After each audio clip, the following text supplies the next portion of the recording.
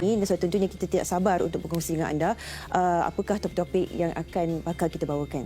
Sebentar saja lagi kita akan mendekati bagaimana usaha ataupun semangat juang karyawan seni lukis negara kita. Tapi sebelum itu kita nak kongsikan dulu bingkisan berkenaan dengan perjuangan mereka inilah. Bagaimana mereka berdepan dengan pandemik COVID-19. Pastinya terkesan kan. Saya pergi ke pasar seni, kan banyak biasa orang melukis kan. Saya pernah pergi, memang yang tinggal hanya kesepian. Ada dibuka tapi tak ada pengunjung. Jadi bagaimana mereka, itulah ada sumber pendapatan utama mereka. Tapi kali ini kita saksikan dulu bagaimana mereka melakukan satu usaha yang sangat besar buat karyawan seni lukis negara. Saksikan. Pandemik COVID-19 ternyata memberi kesan kepada pelbagai pihak, termasuklah bagi mereka yang menjana pendapatan melalui seni lukisan. Berikutan itu, Khalid Muhammad Sapari telah mengambil inisiatif dengan menggabungkan pelukis-pelukis tempatan di sebuah galeri di Ibu Negara.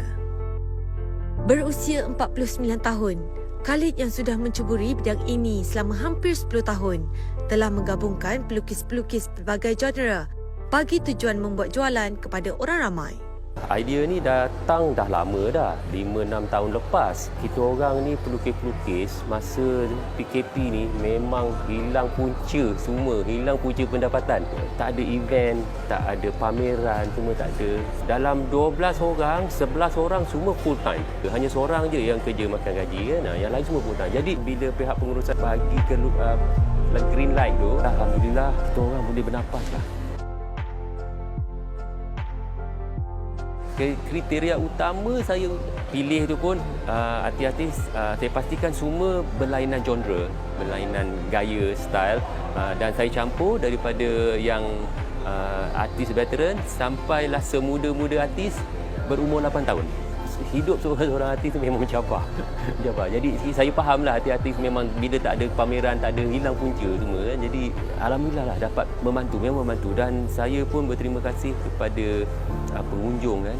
Dia orang memang support lah local artis.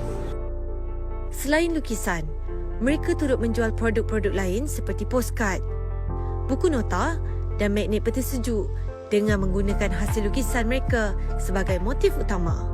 Saya agak kurang ke arah galeri tu sebab galeri ni hanya golongan tertentu je yang masuk. Jadi untuk capai objektif merakyatkan seni tu saya rasa siapa-siapa boleh masuk. Dia orang tak rasa nak kekok masuk. Dia tak kekok. Jadi kalau galeri tu dia orang takut. Tengok je dah takut kan.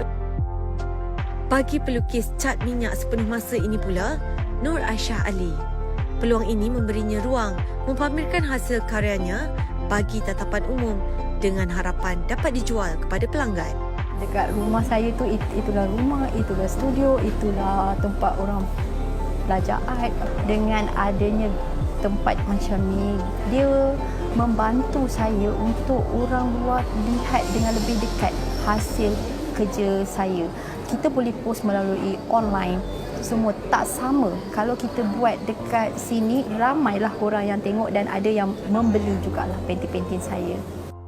Anak jati Ipoh berusia 38 tahun ini turut mengambil peluang untuk memasarkan hasil karya dengan genrenya yang tersendiri. Saya lebih kepada nature yang berkaitan dengan alam semula jadi.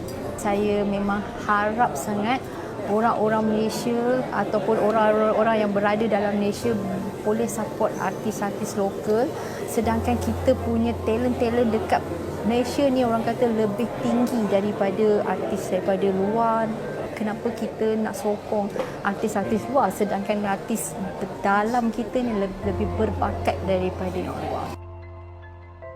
Manakala bagi Muhammad Radwan Ahmad, meskipun kerjaya ini hanyalah kerjaya sampingan, ini adalah peluang menambah pendapatan. Saya sebagai part-timer artis ni, so bagi yang kawan-kawan saya yang lain tu teramat terkesan dalam masa PKP ni.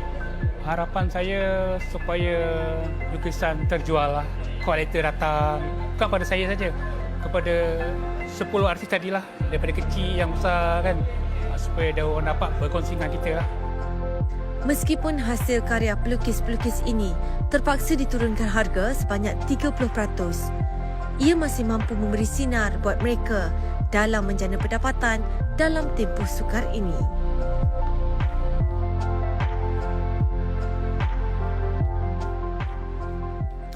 Saya benar-benar suka perkataan yang disebut itu merakyatkan seni lukis itu. Ini pastinya satu pendekatan yang perlu diperhalusi lagi oleh karyawan-karyawan seni lukis ini kerana kita semua berdepan dengan wabak yang sangat sukar dan sudah tentunya kita akan melihat bagaimana